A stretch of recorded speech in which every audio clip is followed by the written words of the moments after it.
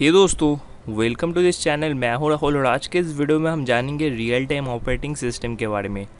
तो ये एक ऑपरेटिंग सिस्टम का सीरीज़ चल रहा है, तो अगर आपको सारे वीडियोस देखना है तो आई बटन को चेकआउट कर सकते हैं। तो चलिए देख लिया जाए।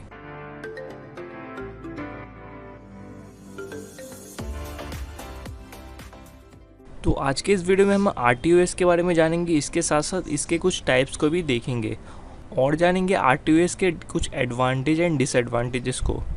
तो पहले जानते हैं what is real time operating system.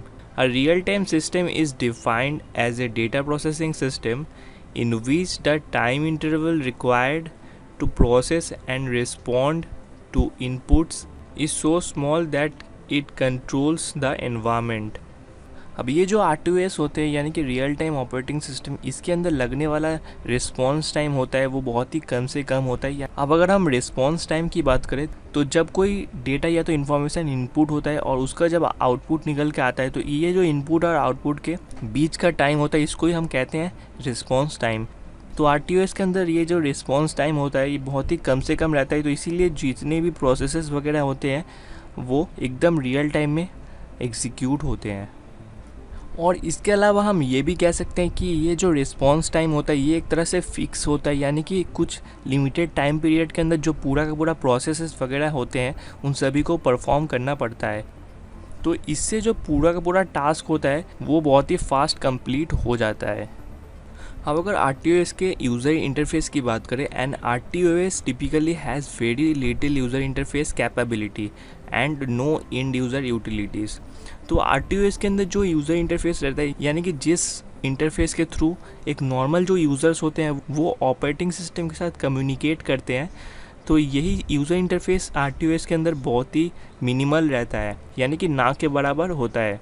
तो इसीलिए RTOS के अंदर हमको यूज़र इंटरेक्शन बहुत ही कम से कम देखने को मिलता है और जो मेन टास्क वगैरह होते हैं वो ऑपरेटिंग सिस्टम के द्वारा ही परफॉर्म किए जाते हैं। और इसके अंदर हमको कोई भी तरह का यूज़र यूटिलिटी भी देखने को नहीं मिलता।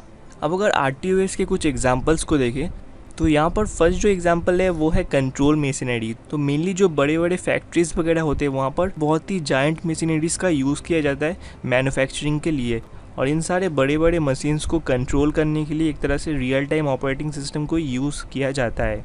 अब इसके अलावा साइंटिफिक इंस्ट्रूमेंट्स में भी RTOS यूज़ होता है, क्योंकि साइंटिफिक इंस्ट्रूमेंट में जो वैल्यूज़ वगैरह निकाले जाते हैं या तो जो एक्सपेरिमेंट वगैरह होते हैं वहाँ पर जो वैल्यूज़ निकलते हैं आफ्टर एक्सपेरिमेंट वो माइनर से माइनर वैल्यू भी एक बहुत ही इंपॉर्टेंट रोल प्ले करता है उसके रिज़ल्ट में।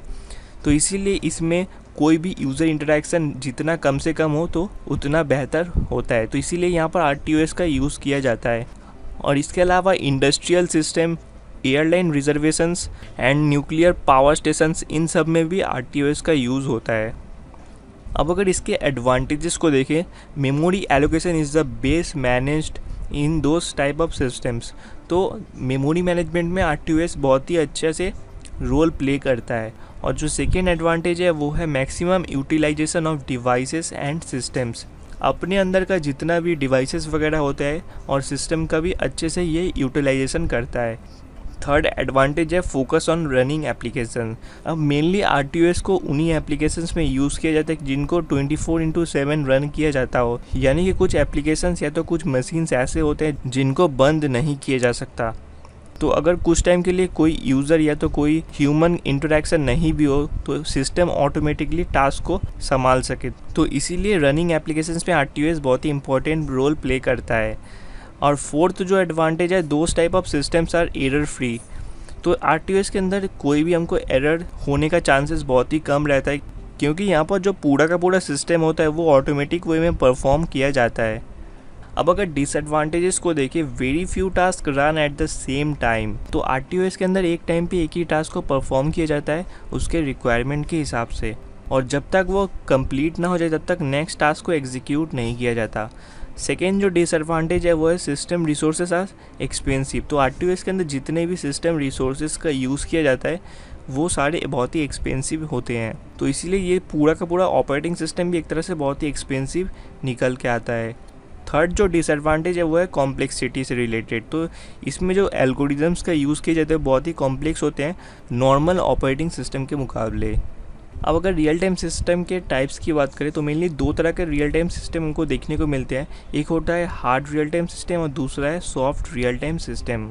अब हार्ड रियल टाइम सिस्टम के अंदर no delay can be acceptable, यानी कि कोई भी तरह का डिले एक्सेप्टेबल नहीं होता। यहाँ पर एकदम रियल टाइम में जो टास्क है वो परफॉर्म होना चाहिए, यानी कि जो टाइम अलॉट किया गया है कोई पर्टिकुलर एक टास्क के लिए, तो उसी टाइम के अंदर वो टास्क परफॉर्म किया जाना चाहिए, नहीं तो बहुत ही ज़्यादा प्रॉब्लम्स हो सकता है। सपोज अगर एक एग्जांपल की बात करें तो सैटेलाइट सिस्टम एक तरह से रियल टाइम सिस्टम हम कह सकते हैं, क्योंकि यहाँ पर कोई एक पर्टिकुलर टारगेट को फिक्स करके अगर सैटेलाइट को लॉन्च किया जाए तो वहाँ पर अगर 1 सेकेंड का भी डिले हुआ तो वो टारगेट मिस हो सकता है।